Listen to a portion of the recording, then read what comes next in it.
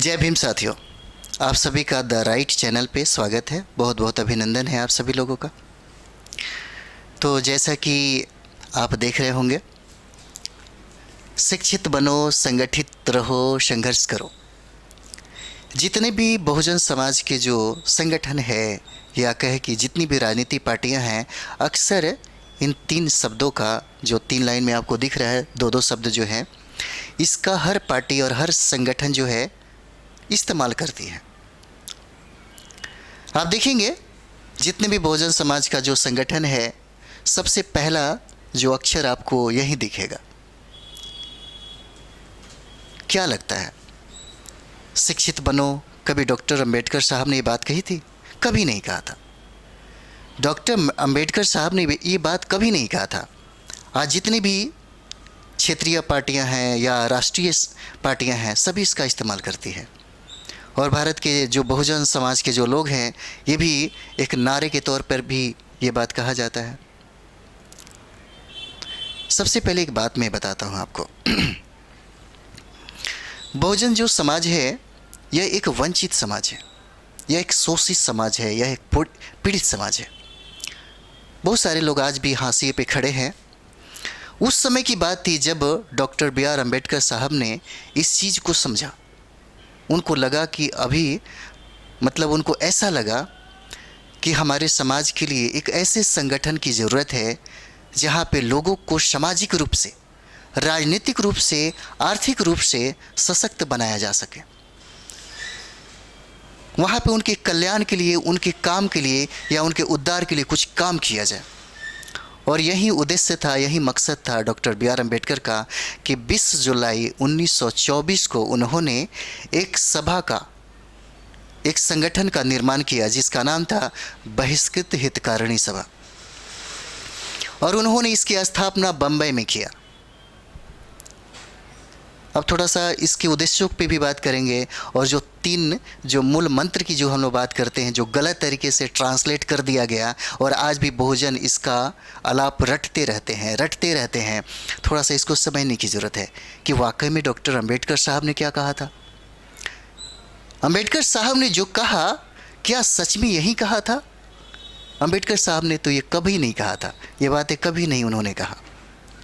तो बहिष्कृत हितकारिणी सभा जो 1924 में जिस सभा का गठन किया गया था डॉक्टर बी आर अम्बेडकर के द्वारा, वो उनके द्वारा स्थापित पहला संगठन था भारत के समाज के लिए। जो वंचित समाज थे, जो पीड़ित समाज थे, जो हजारों वर्ष से सताए गए समाज थे, जो हाशिए पे खड़े समाज थे, SC ST OBC के लिए थी। और उसी संगठन में उन्होंने अंग्रेजी में ये बातें कही थी।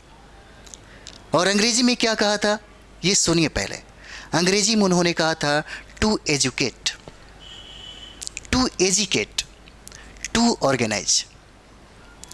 इसका मतलब है शिक्षित बनो नहीं, टू एजुकेट का मतलब होता है शिक्षित करो। अंबेडकर साहब ने कभी कहा ही नहीं शिक्षित बनो, उन्होंने तो कहा शिक्षित करो। और भारत के जो बहुजन समाज के लोग हैं, बात ये थी कि उन्होंने ये बात अंग्रेजी में कही थी। और उस वक्त की बात थी 1924 में। उस समय लोग इतना ज़्यादा पढ़े लिखे नहीं थे और डॉक्टर बी आर अम्बेडकर तो पूरी दुनिया में सबसे ज़्यादा पढ़े लिखे इंसान थे। भारत के जितने भी राष्ट्रीय नेता थे, उनके पढ़ाई लिखाई के मामले में उनके पैर के धूल के बराबर भी नहीं थे। तो फिर बहुजन समाज के लोग तो इस बात को समझता ही नहीं। तो बहुजन समाज के लोगों ने इसका जो ट्रांसलेट किया, वो गलत तरीके से ट्रांसलेट किया। और बहुत समय तक अभी भी आपको जितने भी बहुजन समाज हैं या जितने भी राजनीतिक पार्टियां हैं, चाहे वो क्षेत्रीय पार्टियां हो या चाहे राष्ट्रीय पार्टियां हो, इन्हीं शब्दों का इस्तेमाल बार बार करती है। शिक्षित बनो, हर जगह आपको दिख जाएगा। बल्कि ये सब बातें डॉक्टर बी आर अम्बेडकर साहब ने कभी नहीं कहा। उन्होंने तो कहा था कि शिक्षित करो। कुछ लोग ये कहते हैं कि शिक्षित बनो और शिक्षित करो में क्या फ़र्क है? बहुत फ़र्क है। शिक्षित बनो, लोग मैट्रिकुलेशन, इंटर, BA पास करके IAS ऑफिसर बन जाते हैं, IPS ऑफिसर बन जाते हैं। वो शिक्षित बन करके बाबा साहब के अधिकारों को धारण करके ऑफिसर तो बन जाते हैं, लेकिन किसके लिए? खुद के लिए। शादी करते हैं, बाल बच्चे पैदा करते हैं और पूरी ज़िंदगी, पूरी दुनिया और पूरी दुनिया की सारी सुख सुविधा जो है, जो डॉक्टर अंबेडकर साहब के द्वारा जो मिलता है इस बंदे को, वो सिर्फ यहीं तक सीमित रख लेता है। इसका नतीजा क्या है? शिक्षित बनो। और ऐसे व्यक्ति से अगर कोई बहुजन समाज के लोग या कोई संगठन वाले जब जा कर के बोलते हैं कि हमको डॉक्टर बी.आर. अम्बेडकर के सपनों के लिए, एक ख्वाब के लिए, समाज के लिए, अर्थव्यवस्था के लिए, राजनीतिक सांस्कृतिक के लिए हम एक काम करने जा रहे हैं, उनके ख्वाब के लिए, उनके कारवा के लिए कुछ कर रहे हैं, चंद कुछ सहयोग राशि अगर मांगने जाते हैं तो सीधे 10 सवाल पूछता है और 500 रुपये भी नहीं निकलता। मैं जो समझाना चाहता हूँ उसे समझिए। 500 रुपये भी उससे नहीं निकलता बहुजन समाज के हित में काम करने के लिए, और ये डॉक्टर बी.आर. अम्बेडकर के जो अधिकार को प्राप्त करता है वही ऑफिसर बनता है। शिक्षित बनो। लेकिन वही व्यक्ति अगर कोई आरएसएस का बंदा अगर आ जाए और इसी बंदे से कहे कि हमको 5,000 रुपये चाहिए चंदे के रूप में, तो बिना सवाल किए हुए वो 5,000 के 50,000 रुपये तुरंत दे देता है। ये फ़र्क है शिक्षित बनो और शिक्षित करो का। अब शिक्षित करो जो लोग हैं, जो डॉक्टर बी.आर. अम्बेडकर को, उनके मूल भाव को जो समझा, उन्हीं की बदौलत पूरी दुनिया में जितने भी अम्बेडकराइज है, जितना भी संगठन है, जितना, जैसे आप देख सकते हैं बहुजन समाज पार्टी हो गया, आप देख सकते हैं भीम आर्मी हो सकते हैं, अर्जक संघ हो सकते हैं, यहाँ तक बहुत सारे ऐसे संगठन है, पार्टियां हैं जो कहीं ना कहीं बाबा साहब के कारवा को लेकर के बहुत दूर तक, बहुत आगे उन्होंने बढ़ाया। ये फ़र्क है। और शिक्षित करो और शिक्षित बनो, दोनों का मतलब अलग अलग है, दोनों का अर्थ अलग अलग है, दोनों का भाव जो है अलग अलग है।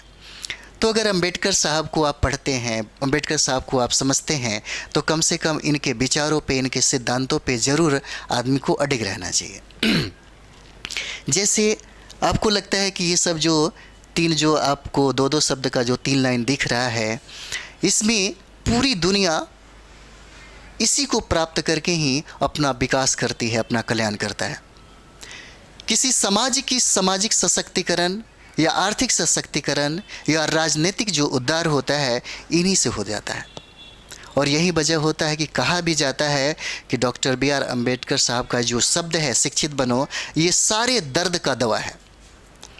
और सिर्फ भारत में नहीं बल्कि पूरी दुनिया में सब इन्हीं जो 3 जो आप लाइन देख रहे हैं, पूरी दुनिया में इसी का कमाल है। हालांकि इससे पहले अगर बात कर दिया जाए तो बुद्ध ने ये बातें कही थी। डॉक्टर अंबेडकर साहब ने बुद्ध के ही विचारों से इसको ग्रहण किया है।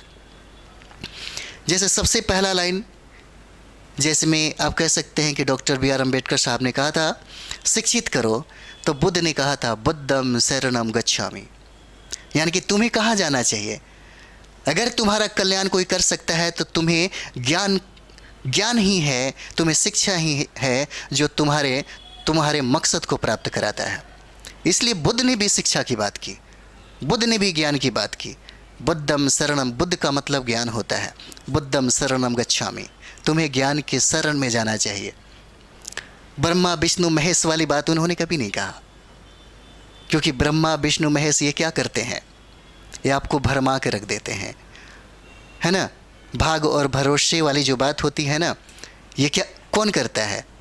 वो अशिक्षित जो अज्ञानी होता है वही बात करता है। बुद्ध तो ज्ञान की बात करते हैं। तो ये होता है आपका ये जो सारा लाइन जो दिख रहा है आपको, इसमें कहा गया है। और सबसे बड़ी बात आपको बता दूं, 1924 में जब डॉक्टर बी.आर. अम्बेडकर साहब ने जो पहला संगठन का निर्माण किया, बहिष्कृत हितकारिणी सभा का, तो देखिएगा 1 साल के बाद उन्होंने, उसी के बाद बहुत सारे उद्देश्य थे उसके, बहुत व्यापक उद्देश्य थे। उन्होंने 1925 ईस्वी में, मतलब जितने भी वंचित समाज, शोषित समाज के जो बच्चे थे जो पढ़ना लिखना चाहते थे, उनके लिए सारी सुख सुविधा देने की बात अम्बेडकर साहब ने सोचा और उन्होंने उसी वक्त से देना शुरू कर दिया। और 1925 में उन्होंने छात्रावास की प्रबंध कर दी और छात्रावास में सारी सुविधा थी।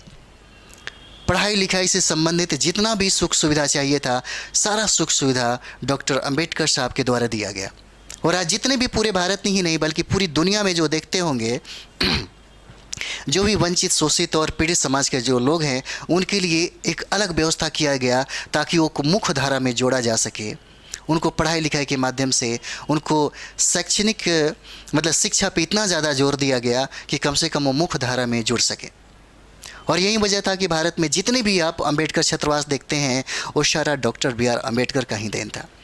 जितना भी एससी एसटी और ओबीसी का जो मतलब समझिए छात्रावास जो देखते हैं वो सारा का सारा डॉक्टर बी आर अम्बेडकर का ही एक उद्देश्य होता है। लेकिन बड़ा दुख की बात कभी कभी लगता है कि उससे बहुत कम है। हमारे बिहार, उत्तर प्रदेश में जब जाएंगे, झारखंड में जाएंगे, तो इसका फ़ायदा तो बच्चे उठाते हैं, लेकिन वहाँ से कोई भी बंदा डॉक्टर बी आर अम्बेडकर के सिद्धांतों को नहीं समझ पाता। ये दुख की बात है। जिसके बदौलत तो उस छात्रावास का सुख सुविधा भोगता है, उस उद्देश्यों को आज भी नहीं समझ पाता, डॉक्टर अम्बेडकर को आज भी नहीं पढ़ पाता। और सबसे बड़ी बात यह है कि वहाँ से कोई बंदा, कोई ऑफिसर भी बहुत कम बनता है। आखिर वहाँ पे क्या प्रॉब्लम है? कम से कम जो भीम आर्मी के लोग हैं, बहुजन समाज पार्टी के जो लोग हैं, जो अर्जक संघ के लोग हैं, जो बहुत सारे ऐसे लोग हैं, उनको भी इस बात पे विचार करना चाहिए, इसके बारे में कुछ ना कुछ करना चाहिए कि आखिर क्या वजह है कि वहाँ से लोग कंप्लीट नहीं कर पाते। इसका कारण मुझे तो पता है, हम अधिकतर लोगों को बताते हैं, लेकिन कभी कभी कोई बात समझा, वरना कोई नहीं समझता है। तो डॉक्टर अम्बेडकर साहब का जो ख्वाब था, जो सपना था, जिस चीज़ पे हम लोग बार बार जिक्र करते हैं, बहुत ज़्यादा बोलते हैं, तो ये सब चीज़ें समझना बहुत ज़रूरी हो जाता है। ठीक है, तो ये जब चीज़ें हमको, मेरा बताने का मकसद ये था कि दोनों में फ़र्क होता है। डॉक्टर बी आर अम्बेडकर का जैसे 21 वॉल्यूम है, भारत सरकार के द्वारा छापी जाती है, आप उसको ज़रूर पढ़ें ताकि आपको ज़्यादा से ज़्यादा नॉलेज बनेगा। हम लोगों ने इस चीज़ का अध्ययन किया है, बहुत टाइम लग जाता है अध्ययन करने में, बहुत समय लगता है। और इनका लिखा हुआ, डॉक्टर बी आर अम्बेडकर साहब का लिखा हुआ जो ग्रंथ है, अगर एक बार पढ़ ले, छोड़िए सब इन सारी चीज़ों को, अगर भारतीय संविधान को ही एक तरीके से अच्छे से अगर पढ़ा जाए तो आपको बहुत सारे चीज़ों का ज्ञान हो जाता है। ठीक है, इसी तरीके से हम आपको कुछ ना कुछ आपके समाज के लिए या कुछ ना कुछ हम अपने भाई बंधुओं के लिए बताते रहेंगे। मिलते हैं एक छोटे से ब्रेक के बाद।